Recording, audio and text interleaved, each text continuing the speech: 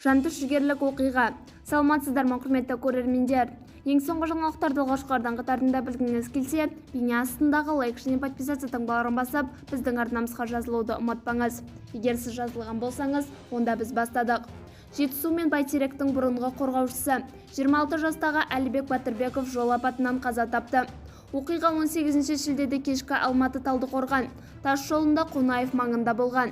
Toyota Land Cruiser Prado жол талғамайтын көлігі жол жиегіндегі қоршауға соғылған. Темір көлікті тесіп өткен. 26 жастағы жүргізуші сағат 18:20 шамасында тас жолдың 109 шақырымында рөлді тізгінде алмай қоршауға соқтығысты. Жол апаты салдарынан жүргізуші алған жарақаттарынан жансақтау бөлімінде қаза болды. Екі жолаушы зардап шекті. Қонаев ауруханасына жатқызылды, деді жергілікті ПД өкілі.